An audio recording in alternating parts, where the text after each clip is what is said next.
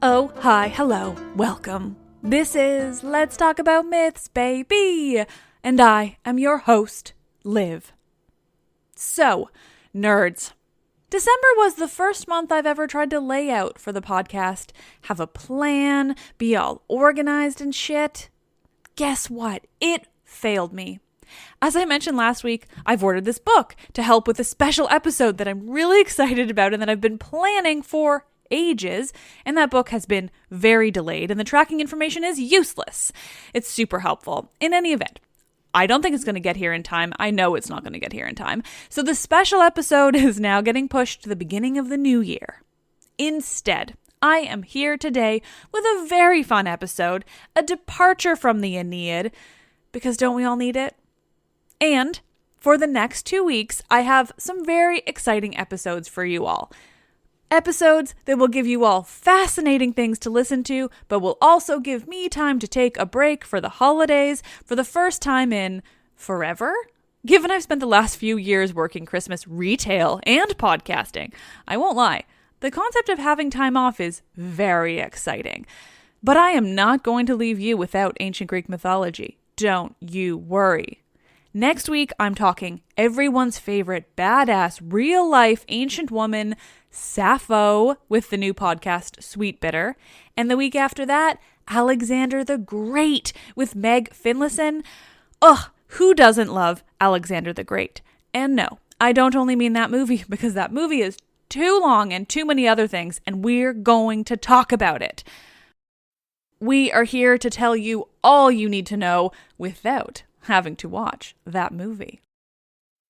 But that's enough about the future. Today's episode is devoted to Rosy-Fingered Dawn herself, Eos, sometimes better known by her Roman name, Aurora.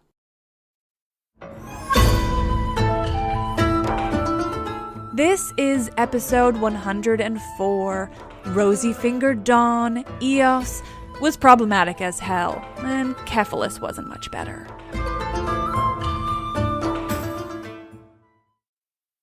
Eos, Rosy-Fingered Dawn, Roman Aurora, she who Homer and Virgil sang about so very often. Can one even understand the day to have begun without an ode to the goddess of the dawn? Eos was a Titan, the daughter of the first-generation Titan Hyperion, the first sun god, whose 3 children make up the phases of the day. Eos is the dawn, Helios the sun, Selene the moon.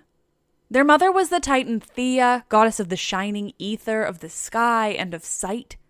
According to Hesiod, with Astraeus, the Titan god of the stars, Eos was the mother of the Anemoi, the winds. Boreas was the north wind, Zephyrus the west, Eurus the east, and Notus the south. Astraea, too, a goddess of justice, and Eosphoros and Hesperos, the dawn-bringer and the evening, these were all children of Eos, Dawn, and Astraeus. By all accounts, the whole family was pretty magnificent, but they weren't without their problems. Like so many gods and titans of Greek mythology, this family doesn't have an excess of stories surrounding them. Helios may be an outlier because he had very famous children who I've talked about here before, and Selene has a story or two. Eos's children are limited in theirs. So many of these gods were personifications of concepts, so they were important but didn't necessarily have stories. Though Eos only has a couple of short stories, which I'm telling today, she was mentioned countless times in the literature we have. That's because, as we well know, she was the dawn, rosy-fingered. Every time the sun began to rise in the sky, the goddess Eos was invoked, Rosy-Fingered Dawn. If you're listening to my readings of the Odyssey, you know just how many times she is mentioned. That's all to say, these gods were all very important to the way the ancient Greeks understood their world. They just didn't necessarily consider them to have particularly memorable stories associated with them. But as I said, Eos herself has a couple, and they are troubling. You see, Eos, in all her rosy-fingered glory, sounds like she must be a likable goddess, a stunning figure who brings the day in every morning and brings it out with her every night. And surely she's described as such overall, and as I've said, she was super important, but Eos was very problematic. Eos loved men, particularly men known for their beauty. She had a habit of, acting like a god and just taking them. Yes, she was really quite Zeus-like in this way, a rare thing for a goddess. Equality, but make it dark. And it's tough to distinguish how consensual any of these encounters were, because as vague as these concepts were in describing the actions of the male gods in the mythology, they're even more ambiguous when it comes to women. This is, of course, due to the way the ancient Greeks, and much of the world up to even now, functions when it comes to men and understanding masculinity. It's a darkly new concept that still isn't talked about much, the idea that women can and do sexually assault men. Toxic masculinity is a hell of a drug. But I'm getting ahead of myself. According to Apollodorus, who was quite a late figure in writing down these mythological stories, the reason Eos was the way she was is all because of a curse by Aphrodite. A curse that made her absolutely obsessed with going after beautiful men. Apollodorus says Aphrodite did this as punishment for Eos sleeping with Ares, which sounds like her, though it doesn't seem like there's any consensus around this. Cursed or not, Eos preyed on a number of beautiful men she encountered. The giant Orion and a man named Clytus. Both she was said to have kidnapped and, one might assume, assaulted. According to some accounts, it was this that led to Orion's famous death and his being placed in the sky as the constellation. The gods were jealous of Eos having kidnapped this beautiful man, and Artemis punished her or him, or it was just a coincidence, but she shot him with her arrows and placed him in the sky. Poor Clytus, meanwhile, gets no story of his own, just the notation that Eos stole him away. But still, Eos wasn't done. The woman truly was notorious. She kidnapped another 2 men, once more due to their beauty, for which they were known far and wide. These 2 have more extensive stories than the others.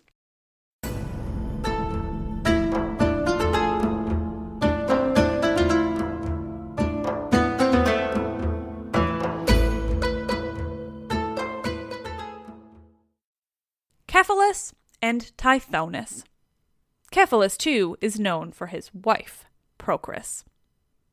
The case of Cephalus and his encounter with Eos is quite clearly non-consensual, and it's told most beautifully by, you guessed it, Ovid.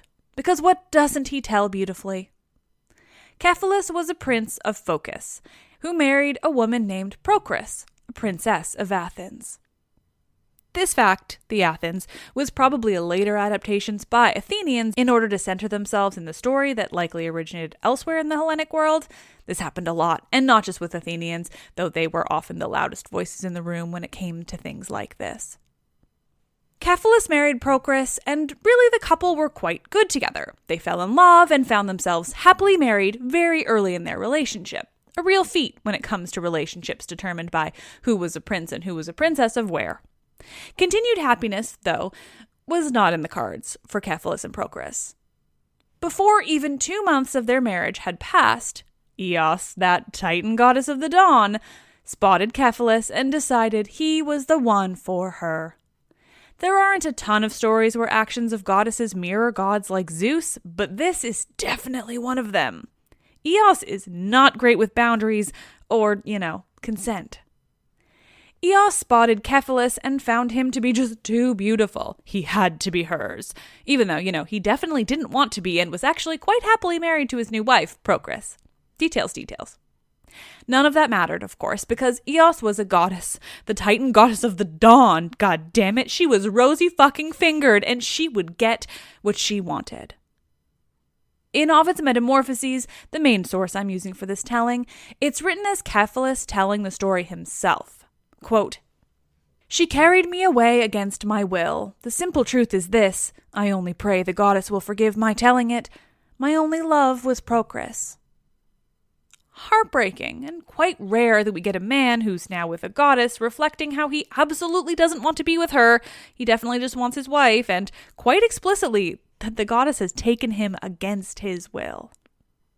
Cephalus, in Ovid's telling, spent all his time with Eos talking about his wife, Procris, and how much he loved his wife, how much he missed her, how they'd gotten so close.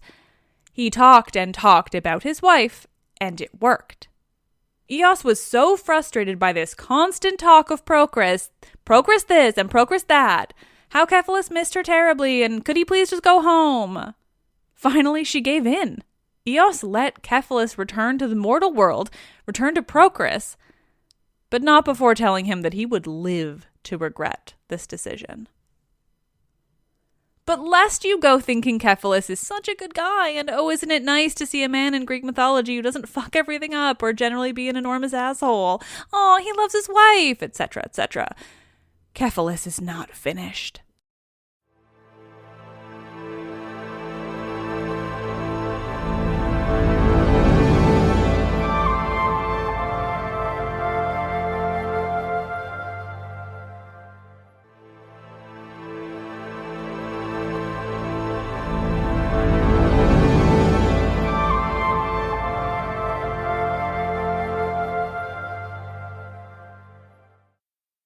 Cephalus begins his travels back to his wife, Procris. But along the way, he starts wondering whether she's been loyal to him during his time with the goddess. It seems, according to Ovid, that Eos didn't assault Cephalus, just kidnapped him. One assumed she intended to, but perhaps his pestering about his wife saved him from that fate. So he considers himself to have been faithful to his wife. But has she been faithful to him? As he wandered toward her home, he wonders this. And really, he can't stop wondering. He had to be sure. So he asked for Eos's help. Eos transformed Cephalus into another man, a random guy, no one special, just not himself. And so, when he arrived at his home, Procris opened the door to a strange man on her doorstep. Cephalus could tell immediately that he wasn't going to find it an easy task, convincing Procris to even allow him, a stranger, into their home. This alone could have convinced him that she'd been faithful, but it didn't. Not to mention its all-around just horrifying behavior. Cephalus continued prodding and pestering Procris to welcome him, a stranger, into their home. Finally she did. She's trying to be polite. Fuck politeness. And he just won't stop bothering her. Then Cephalus began trying to goad her into having sex with him, or maybe into just kissing him. It's not clear, but it is creepy. Essentially, Cephalus was just trying to force her into cheating. He prodded and prodded again, trying to bribe her now to say, "Oh, just this one time." You know the drill. He pulled out all the creeper stops. And finally, Procris broke down. She told him outright, "I'm waiting for my husband. It is only him I want." This, too, could have convinced Cephalus that Procris was a good fucking person, but it didn't. Nope. Instead, Cephalus used this moment to, somehow, reveal himself as her husband and accuse Procris of being treacherous? Honestly, it's maddening and baffling, and even he realized that immediately after. He recognized in his telling that this was a very stupid thing to do, and she had done nothing wrong, and he was being a really enormous asshole. But he did it anyway, and Procris, knowing her worth and generally being badass, told him to fuck right off. Okay, I'm paraphrasing, but that was her point. Fuck you and the horse you rode in on, she doesn't say, but she might as well have. Procris left Cephalus right then and there and headed out to devote herself to Artemis instead. Because seriously, fuck you, dude. Okay, so full disclosure, when I read descriptions of this moment, it seems like Procris gave in and was going to sleep with Cephalus in disguise, but in the actual text it reads like she stood up to him and told him to fuck off. I'd like to give Procris the benefit of the doubt, but every other interpretation of the story suggests she wasn't quite faithful. It's all really messy and confusing with descriptions of the story versus Ovid's telling of the story. It's too much to sort out, honestly. Either way, Procris left Cephalus, either because she was unfaithful or because he was being an asshat, or both is also possible. But in time, Cephalus was able to apologize to her for his being such an enormous asshat, and Procris agreed to come back to him. Or she came back to him and asked him for his forgiveness? Who is to blame and who is angry with the other when it comes to this couple is incredibly unclear. Greek mythology. Regardless, the two reunited before long and, once more, were happy for a time. Cephalus took up hunting, using a spear and a hound that Artemis had gifted Procris during her time serving the goddess, and which she had in turn gifted to her husband when they reunited. Cephalus, the spear, and the hound hunted throughout the forest, having a lovely old time. And one day, during his hunts, he called out to a breeze. Now here is where we need to account for my telling of Ovid's version, and therefore the Roman/Latin words and names that are involved. Cephalus called out to the breeze, in Latin that's aura, so Cephalus called out aloud to aura, asking it to come and relieve him of his weariness, the pain in his limbs from all his leaping and running about and hunting. He was quite showy in his calls to this breeze. Even a little sexual, frankly. Quote, "Come, dearest aura, find your tender way into my chest," he went on. "My lips are never weary of your tender breath." See what I mean? It's weird. And as Cephalus goes on and on, lusting after this personification of a breeze, someone overheard him speaking, saying this crazy shit. We don't know who, but he's overheard, and that person rushes immediately to tell Procris what they've just heard. I'm sure rumors had abounded about this couple's relationship, the setbacks they'd had, the time Cephalus had been straight kidnapped by the goddess of the dawn. So the people in the area were ready for more gossip and ready to jump to reasonable conclusions when moments arose. And well, the goddess of the dawn's name in Latin is Aurora. So this unknown person ran to Procris and told her they'd just overheard her husband calling out to a woman, making weirdly sexual and tender pronouncements. And oh, the name he was calling out to sounded an awful lot like Aurora. Procris, of course, heard this and was pretty distraught. It's not a far leap, aura to Aurora, and she'd already been a little concerned about the time Cephalus had spent with the goddess of the dawn. I mean, we must remember that she'd kidnapped him, so if anything had happened, it certainly wasn't his fault and was absolutely assault. However, such things were not as cut and dry back then, as is always the problem in these stories. I mean, Cephalus had already proved himself to be an ass in his own right. So Procris assumed her husband was being unfaithful, calling out to that goddess he'd spent time with in the past. She was heartbroken, just horribly distraught and sad. The next day, Cephalus went hunting again. It seems maybe he hadn't had a chance to speak with his wife, or he'd gone home to her, but she hadn't confronted him. Because the next day, Cephalus headed out into the woods, and he did it all over again. Quote, "Oh, aura, come soothe my fatigue." He's interrupted. He heard a groaning sound from nearby. But he ignored the sound and continued, quote, "Dear one, come." Again, super weird way of addressing a breeze, even for classical mythology. Another sound nearby, a rustling of leaves and branches. Ah, Cephalus assumes, it's some animal for me to hunt. So he threw his javelin in the direction of the sound and hit his own wife with the spear.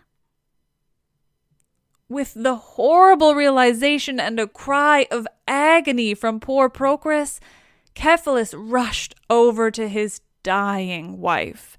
His own spear, a gift from her, stuck in her broken body. As Procris lay dying in her husband's hands, she asked him for just one thing. "Please," she said, "when I'm gone, don't let my place in our wedding bed be taken by Aura." And so it's this moment that Cephalus realized what he'd done by being such a creep in his calls for a nice breeze to cool his limbs. Now, even in different translations of Ovid, it seems unclear the full intention here. I'm reading two versions.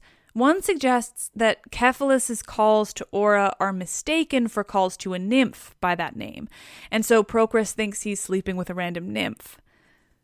Whereas the other translation makes clear it's a call to Aurora, either by the similarity in the name or the fact that she's the goddess of the winds, so even calling out to a breeze is suggestive of her. Of course, regardless, Cephalus really shouldn't have sexualized a breeze in such a way. It only led to tragedy.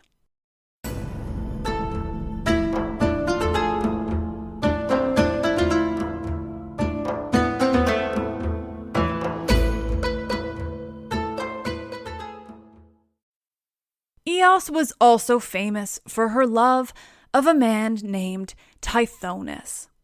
But like so many Greek myths, it too lacks detailed retellings. Because of this, it's difficult to say whether this was another instance of Eos straight kidnapping and assaulting the man. All we have of their story is a great many small references or fragments. Nowhere is the story told in full. Regardless of how it came about, though, Eos certainly believed that she loved Tithonus. That much is very, very clear. Tithonus was a mortal man, a prince of Troy, or maybe a king of Ethiopia, or even still maybe a prince of Troy who traveled and then became a king of Ethiopia. Like I said, the details here are minimal. That he is originally from Troy, though, there seems to be a consensus. Eos was so in love with this mortal man, with Tithonus, this child of Laomedon, one of the kings of Troy, father also to Priam, that she begged Zeus to let her be with him forever. Eos begged Zeus to make Tithonus immortal. That would solve all her problems. She would get to be with this man she loved forever. She wouldn't have to worry about herself being ageless and undying while he withered away and died. Oh, Zeus, please make him immortal. Zeus, feeling benevolent that day, agreed with Eos and determined to make Tithonus immortal. What a thrill, Eos thought. She was getting what she wanted and would never have to see her lover die. This wasn't something Zeus typically did either. I can't think of another example. Maybe Ganymede? There are some references to Zeus making Tithonus immortal to make up for Ganymede in some way, since they were both princes of Troy. It doesn't really matter. Zeus did it. He made Tithonus immortal. Time passed, and Eos and Tithonus were happy together, one can hope. They were together, that much we know, and Tithonus had been made immortal. The more time passed, the clearer it became that Eos had missed something in her request of Zeus. You know how one must be specific with the gods. Eos had asked that Tithonus be made immortal, but she'd neglected to add that he also stay young forever. She hadn't asked that he be ageless. Quite the error. As time passed, Tithonus aged, but he didn't die. This, one can imagine, could get pretty weird. Tithonus got old as if he were his old mortal self, but still the older he got visibly, he still didn't die. Eos, it seems, tried to love him for as long as she could, and I'm sure she would tell you she loved him always. But it got to a point where Tithonus was so old and withered, but still hadn't died, that she simply tucked him away in a room in her palace and let him live out his days there, quite alone. Seriously, Eos, maybe you're better off just alone? Even with Tithonus' fate, Eos still wasn't finished with her calls for immortality. You see, Eos and Tithonus had a son together, Memnon. Like his father originally was, Memnon was a mortal man and lived down on earth amongst the Trojans. In fact, Memnon fought in the Trojan War. He doesn't figure into the Iliad much, if at all, but his fate and his parentage are included in some of the fragmentary works that we have that cover events past the Iliad. If I haven't mentioned this before, there really are countless fragments and longer texts describing those moments after the Iliad ends. This is how we know about the Trojan horse and the Battle of the Amazons, the death of Achilles, the eventual fate of everyone. The Iliad was so important and popular in the ancient world that there were countless sequels and the like that were written by people other than Homer after the Iliad. Some fragments are longer than others. We may even have full-length things or nearly full-length. They just didn't gain even a fraction of the fame that Homer's Iliad and Odyssey did. Like everything from the ancient world, one of the most fascinating things is what survived and what didn't. What we know once existed, what we don't have. So much of what we know once existed, we know because others quoted from it or referenced it. From there, we know that yes, that piece once existed. It's just that not enough people wrote it down, or when it was written down, something happened to it. Anyway, now I'm rambling. This is truly one of my greatest interests in life. What I wouldn't give to go back there and just read. After the death of Penthesilea, the Amazon queen in the Trojan War, Memnon joined the Trojans in their fight against the Greeks. He joined as one of the top heroes on the Trojan side. With Hector dead and gone, along with so many of their most powerful men, Memnon was it. He wore armor made by Hephaestus and was generally just there to kick some ass. Eventually, though, Achilles killed Memnon, as he'd killed so many of the other Trojan heroes. In his death, Eos begged Zeus to make her son immortal, which he did. No word on whether she asked for him to be ageless, too.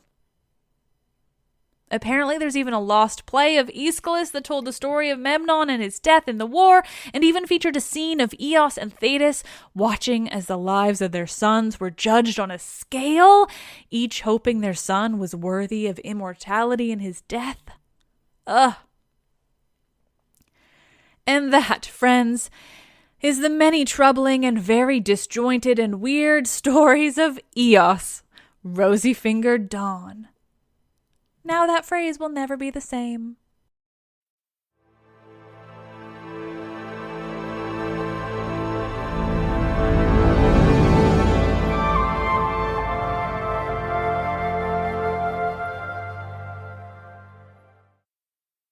Oh, nerds, thank you all for listening. That episode was hard to tell and make it clear while also telling you everything, so I hope it got through and was enjoyable. I really wanted to cover the story of Rosy-Fingered Dawn because she's so rosy-fingered, but oh, how I wish that there were just longer stories and more detailed things that existed. I do love being able to do these random episodes of Lesser Mythology, though. I'm looking forward to more of this, more plays, more longer stories without being full-on epics when the Aeneid is finished. But until then, hopefully for the first episode of the new year, I will have that very special episode I've mentioned. Lord, is it delayed. Fingers crossed the damn book arrives. But before that, Sappho and Alexander the Great, both real people in ancient Greece, both with their own mythologies attached to them. Thank you all so much for listening. I hope you're all having a safe and healthy holiday season, or just happy December if that's your jam. Please wash your hands and wear a mask. I am Liv, and I love this shit.